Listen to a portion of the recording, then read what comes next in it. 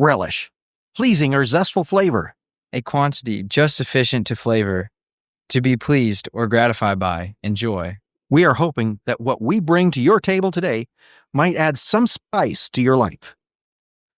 Welcome back to another episode of Relish. I am Rowan Miller. This is Pastor Don Patterson. Don, how are you doing today? Present. Doing well? Yeah. Yeah, we're doing fine. We've gotten over most of the holidays. Yep. Yeah, it's Christmas and the New Year. So we've gained a little, and we're easier to see now. maybe had to Bigger. maybe got bumped up a belt loop or two, but Yeah. Pie. Light pie. I like pie. Oh, man. Should we start out with your question first? let's go for it. If you were called as a missionary anywhere in the world, where would you go? I had went to Guatemala for our salt at Hillcrest, and I enjoyed it there. So maybe I would maybe go back to there. It was warm. Yep, it was Yeah. warmer, and at night it was cooler. So like not everywhere had AC, so you weren't really hot at night, but yeah, Good. Not too hot at night, not too hot during the day, right. but warmer than here, I bet. Yeah, it was. Yeah. No, But it is where we were in Guatemala is up in the mountains, so it didn't get extremely hot or extremely cold ever, or during the summer. sounds like a good place to live. Some Right. place that doesn't get too much of either.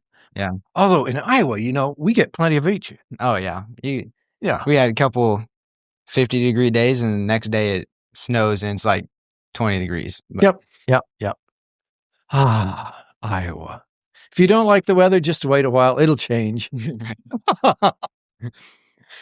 Well, last time we worked on the fruits of the Spirit, and what was interesting is, as I prepared this time, I had all my preparation done, and then I found this article in one of my books. Here's a 2-page article on the fruits of the Spirit. So now that we're done, Rose Publishing, the last one. yeah, I think it's Rose Publishing puts out this Yeah. Rose Book of Bible Charts, Maps, and Timelines. And I picked it up not long ago, just, liking simple references and able to maybe share those references with somebody else who's looking to build their Bible library. Yeah, it's good. So when it goes through and talks about self-control, that's an interesting word, because when we think of self-control, oh, yeah, it's sort of, oh, well, I'm not going to do that. Right. That kind of thing. Yeah. Maybe not one more slice of pie. Maybe Boy, you had to hit that one. Yeah. I had my share of pie too, but I know I didn't. I ate a whole pecan pie myself. oh wow. Oh, my. Well, self-control in the NIV would be temperance in the King James Version. Actually, temperance probably is as good as any translation of it's ikratateia. And so it goes back to the kratos, which is strength. Okay. And then it goes to ekratos, which is the strength to control. And so we're thinking like RC cars, you've got the strength to control. Right. Or on the football field, you've got the strength to control that end of dominate that end of the field. And so it's strength to control. And then when you get to this version, ekrates, it is the strength to control yourself. So you start with strength, then it's the strength to control, which sounds like dominating, Right. And then how can you dominate yourself? So then that begins to help us understand the idea of self-control is to, it's not to overwhelm somebody else, but it's to take care of ourselves. So I liken it to a governor. Yeah. On an engine. We had a Ford tractor when I was a kid, and we used that as our auxiliary tractor, and I hauled manure with it. And all of a sudden, one time I was going down the hill, and these little balls came out of the side of the tractor. And all of a sudden, I had all the acceleration I could do, Yeah. and I was hauling manure. And what happened was the balls came out of the governor, and so it had no governor. Okay. And so it had all the acceleration you could get out of an 8-inch tractor. I mean, really, that's not a lot. And Dad, when I got back to the house, Dad took duct tape, put it around so oil didn't fly out, and we could at least finish hauling manure. But he said, be careful, because without any governor, that engine could destroy itself. And in the same way, without self-control, we could destroy ourselves. And we see that in our society quite often in the kind of addictions that get into people's lives. And the cop-out thing that's going on in our society right now. Well, this is just who I am. Just take me as, it's almost as if we have to cater to those who are not self-controlled and provide safe spaces for them to not be self-controlled. And I'm not sure that's really responsible society. We have addictions in our society, and we have cravings, like pecan pie. Right. And I think sometimes we need to address the fact that those kinds of behaviors might have something deeper that needs to be addressed. There might be maybe there's been a wound, I'm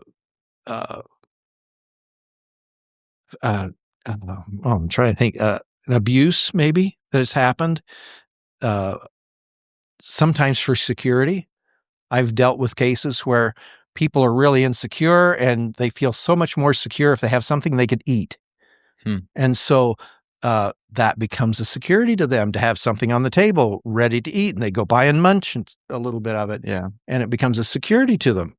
Often goes back to the infant. As a child, they had security by having a bottle. Right.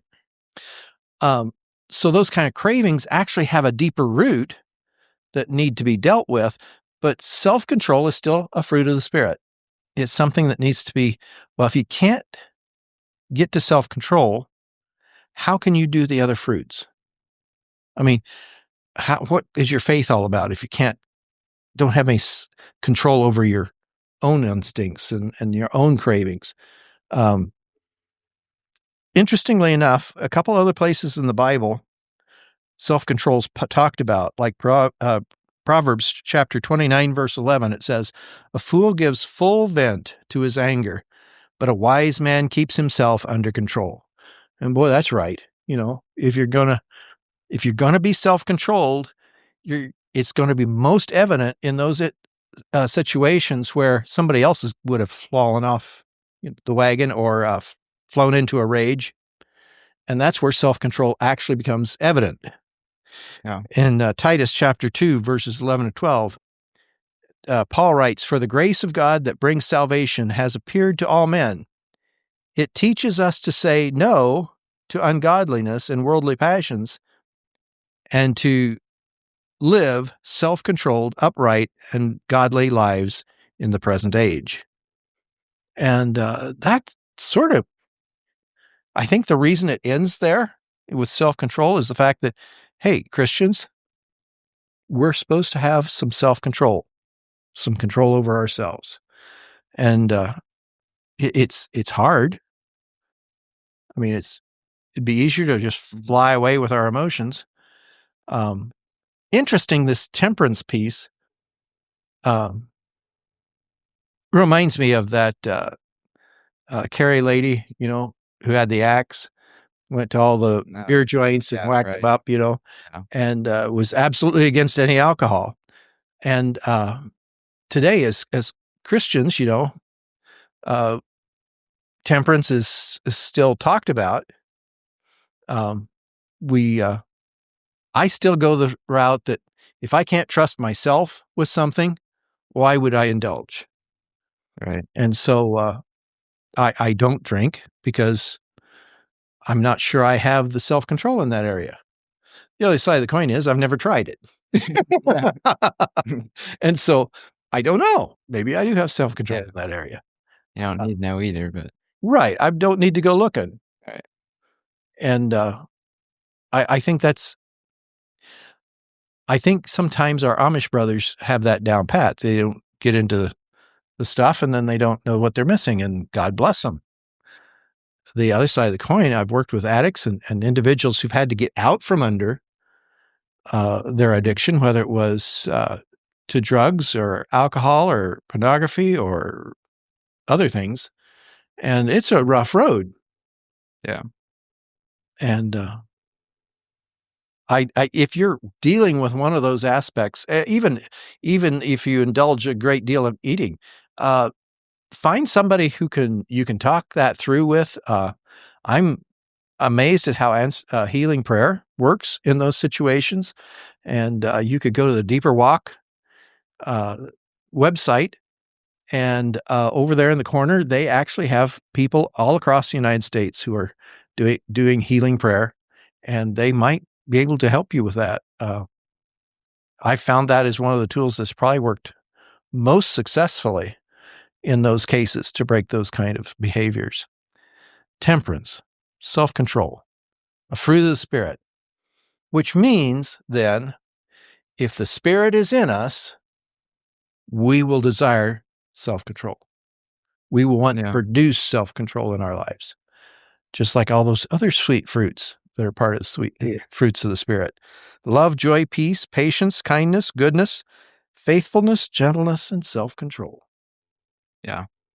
So those deeper roots of things that can lead to our struggle in self-control, you mentioned like addiction or abuse or something, other things like that. What is the first step for people to step towards self-control? Well, the first step is to talk about it.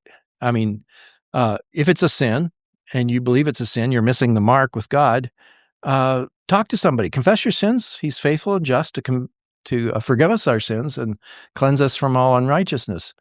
The second piece would be in that conversation then, what does freedom look like? So if this craving is causing you to gain 30 pounds every year, then you might want to talk to somebody who could deal with that. I'd go the low key. I'm finding that the listening prayer piece, I've got people who we can do that with, and it's nice to have a team on site here in Kelowna who are able to do listening prayer. That's where I turn for anything I have in that area. Then they often will be able to, if it's something that doesn't take care of it that way, we have resources to go farther. Yeah. So it's, I would first just find that person who cares enough to listen to you and talk about it. Yeah. That's always my first go-to. Find somebody who cares enough to listen. Nice. Yeah. It's something we can do as a church. And as brothers and sisters in Christ, we can listen to one another.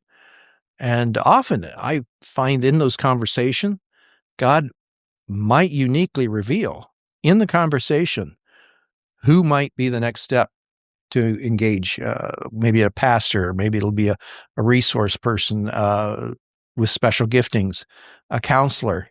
I guess some of these things that we talked about, you could address this behaviorally, like through a mental health counselor and behavior modification. Yeah. And I've done some of that in the past with different people. I'm just finding that if we check off the spiritual root, or the Marcus Warner would call it a wound of the heart, that some of these things are rooted in a wounded heart. And so if you can take care of that heart wound, it's interesting how quickly it starts to take care of the addiction, the behavior. If you take care of the wound first, yeah, you might want to do some behavior modification as well. But the spiritual things, if we took care of the spiritual things first, then the behavioral things often fall into line. Yeah. So I just suggest that. It's a less impactful. So I watch these influencers on podcasts. Right. You watch influencers. So one of the influencers was talking about how you lose weight. Mm-hmm. And he was advocating, don't go and lose weight according to a diet that is miserable. Because if the diet's miserable, you won't stay on it, right? Yeah. But he said, just go for what you like to eat. Just eat less of it. Eat it at a time of day when it's good and you can celebrate that meal. And then he says that works much better. All right. If you're eating what you enjoy eating, and it's not a real burden to be on the diet, more likely you're going to keep on the diet. Right. And then you can have self-control. Yeah. Yeah. So he was teaching behavior modification, of course, but I thought that was effective. We don't have to be miserable. Did you know that? We don't have to be miserable. It's not a necessary thing. Yeah. Even to be self-controlled, we don't have to be miserable. Right. God's got this. Yes, he does. Very good, Don. Thank you for the self-control. I believe that's our last fruit of the Spirit, is it? I think so. Yes. And if you think we've missed one, give us a ring back and let us know. Right. It's been interesting to study them together with different versions and notice that they're sort of in different order in different versions because of the translation. And I think we've hit them all. Yeah. But, we've kind of flipped back and forth between translations. So yeah. And we're hoping we did, but yeah, we meant to get them all. We didn't mean to miss any. Right. But I surely wanted to make sure self-control is part of it. Yeah. Yeah. Let us know if we missed any, and let us know how you like the series of the fruits of the Spirit. Yeah. And we can do more intentional stuff. Yeah. Maybe what else we could do with that. So yeah. And of course, we always like your questions. Right. Although get them to them instead of to me. Otherwise, I'll know ahead of time. You cannot know. And the comic relief is I'm not supposed to know. Yeah. Yeah. We play Fool Don, but I don't win very much. So yeah. Oh, the guys got me on Saturday morning. Oh, did they? The guys in the Bible study got me on Saturday morning. Good for them. Good for them. It can be done. Yeah. He is human. Oh, yes. Yeah. Oh, yes. I bleed. Mm-hmm. All righty. Thank you guys for joining us. Hope you enjoyed it, and we'll see you next time. Lord willing. Thank you for joining us for this podcast. Feel free to become part of this ministry by sharing it with others. Our goal is to help each other grow deeper in our understanding of who God is and His calling to us in our daily lives. Thank you again for joining us, and may God bless your day.